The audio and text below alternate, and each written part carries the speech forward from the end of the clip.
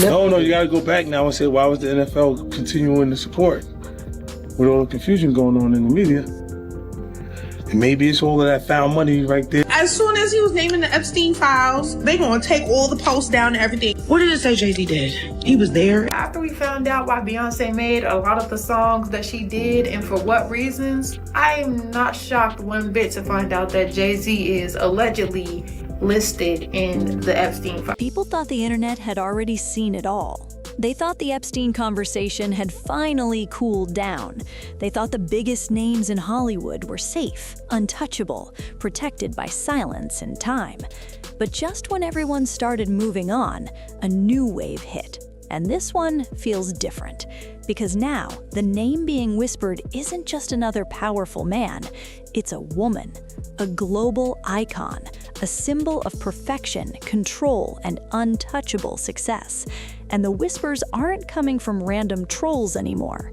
They're being pushed by someone who has made a career out of surviving beef, exposing industry secrets, and thriving when people tell him to shut up. Yeah, 50 Cent is back in the middle of chaos, and this time he's hinting that Beyonce wasn't just near the Epstein circle. He's suggesting she played a role nobody wants to talk about, a role that, if true, flips the entire narrative upside down. Now, I did a Rockaware photo shoot in Colorado, and I think it was during the winter time of 06 or 07. And Naomi Campbell was there, actress Jamie King was there, Jay was there, B was there, and he rented this house. And we were supposed to do this rap party for this photo shoot.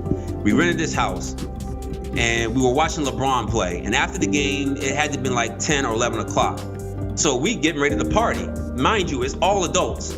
There was a 13-year-old or a 14-year-old teenage Latin girl that was there, and I think she had to leave because she had school and she had to do homework, but she brought her mother with her. So it was no funny business going on, which I could respect that. So when 11 o'clock hit, we turned on the music, we started drinking, and then out of nowhere came these young children. I don't know where they came from. For a rap party at 11 o'clock at night, drinking, loud music, and us dancing wild, like, I don't know where these kids came from. And then I happened to sit down because I was dancing with one of the assistants. And I sat next to this child, and the child sat next to Beyonce. So I hear B say something about, doesn't this look sexy, or isn't this sexy? And in my mind, and mind you, I'm not awakened as I'm awakened now. So in my mind, I'm like, what did she just say? And then I didn't pay no attention to it. And then, you know, obviously the liquor took hold of me and I had to leave. So I said bye to everybody and left. But those kids remained. I don't know if those kids were from the photo shoot themselves, but the fact that these kids came around adults during drinking hours or partying hours was already alarming to me. And what has people shaken isn't just the accusation itself, it's the timing, the silence, and the things suddenly resurfacing that were buried for years. Because when old stories start lining up with new claims, people stop laughing and start listening. Beyonce didn't just become Beyonce overnight. Her rise wasn't accidental, and it wasn't easy. From Destiny's Child to global superstardom, she built a brand rooted in discipline, control, and absolute dominance. She was marketed as flawless, untouchable, and always 10 steps ahead.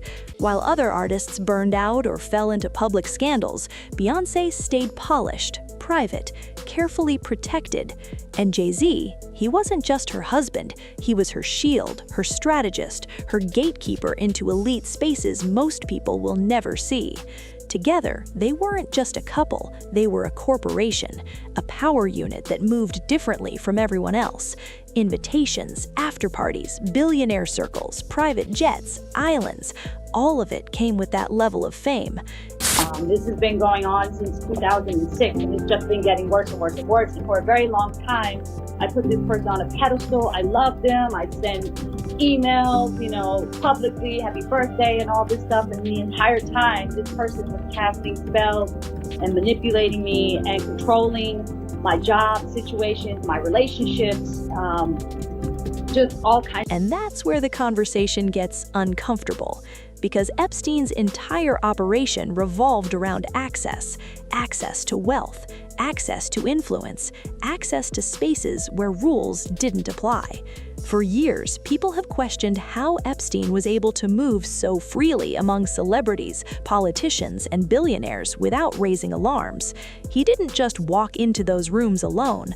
Someone always opened the door.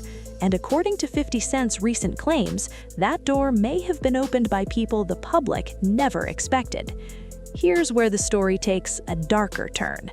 50 Cent didn't just randomly bring Beyoncé's name into this. Beyonce is being accused again of doing black magic. Now here's what I'm gonna say.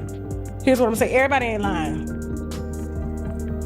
I spent probably a week doing research on all the people that they were connected with, and all of them are connected to some sort of black magic, some sort of witchery. Okay? This is an ex-dancer of hers, and now we remember the ex-drummer that came out, and we call her crazy too. We got the interview of the drummer. Y'all remember her?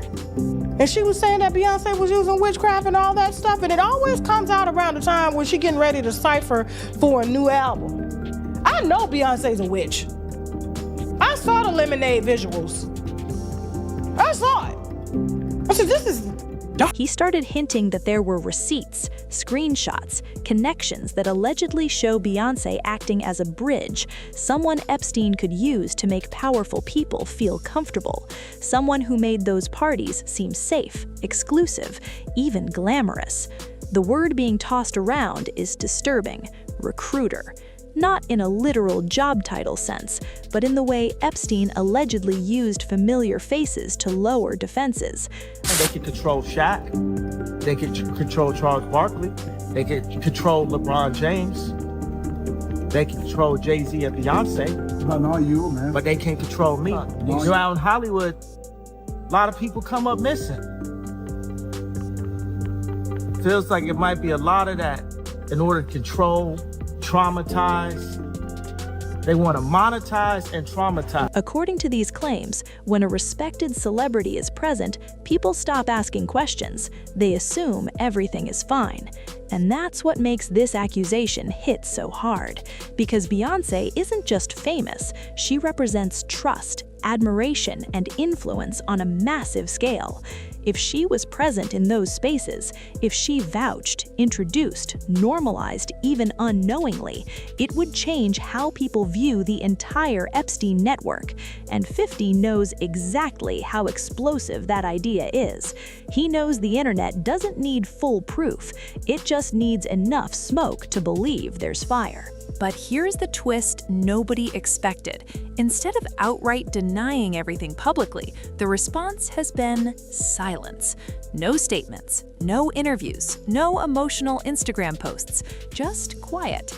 And in celebrity culture, silence speaks louder than words, especially when media outlets that usually jump on controversy suddenly don't touch the story. Fans noticed posts disappearing, blogs going quiet, headlines never forming.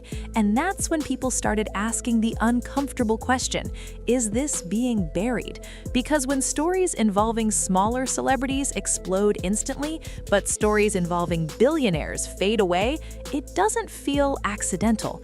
50 Cent leaned into that idea hard. He started posting cryptic messages, laughing emojis, subtle threats masked as jokes, basically saying, if you think this disappears, you don't know me.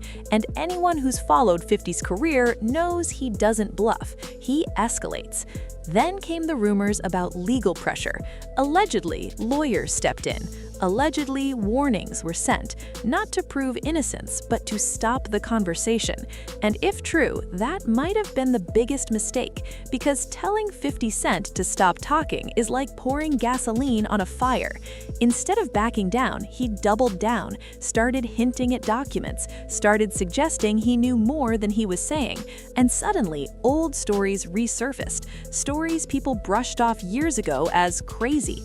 Former dancers, former band members, people who once stood close to Beyoncé now remembered for saying things that didn't make sense at the time, but feel different now. Accusations of manipulation, control, spiritual intimidation, even claims involving rituals and dark practices. None proven, none confirmed, but eerily consistent in tone. And when patterns form, people start connecting dots whether they're supposed to or not. One of the most disturbing parts of this conversation is the phrase being circulated, party favor. It's ugly, dehumanizing, and deeply tied to how Epstein allegedly viewed people. The claim being floated online is not that Beyoncé herself was a victim, but that she helped create an environment where Epstein's presence felt normalized, where young women were introduced to powerful men under the illusion of opportunity. Again, allegations, but that's what's making this spiral, because Epstein's entire system relied on illusion, on glamour, on trust, and celebrities were the perfect camouflage. No one questions what happens at a party if someone famous is smiling in the room. That's the scary part, and 50 is pushing that fear intentionally. He's forcing people to ask questions that make them uncomfortable, questions about how power actually works behind closed doors. The emotional weight of this is heavy, especially for fans. Beyoncé isn't just an artist to millions of people. She's a symbol, a role model, a representation of Black excellence, control, and success. To even suggest involvement in something this dark feels like betrayal, and that's why emotions are running so high.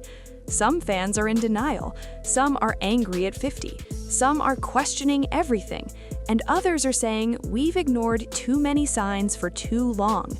Jay-Z's name being connected to Epstein files didn't help. Neither did the alleged media silence. Neither did the resurfaced lawsuits, accusations, and whispered stories.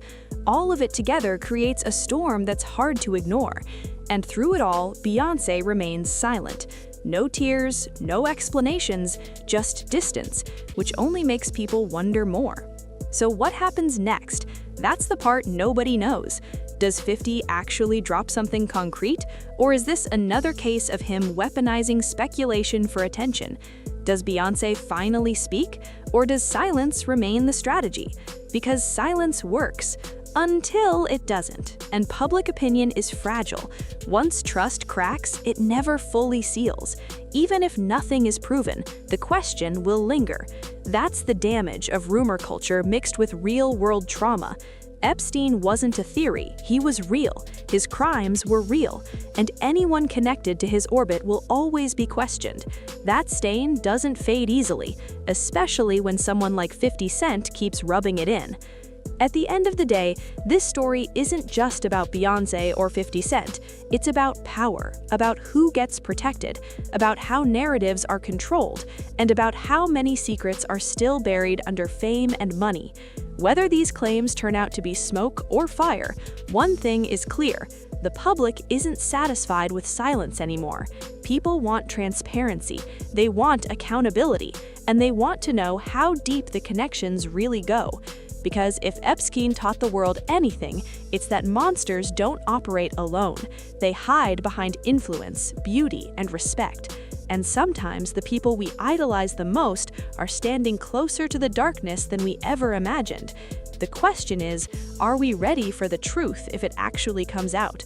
Or will this be another story that disappears before the answers ever arrive?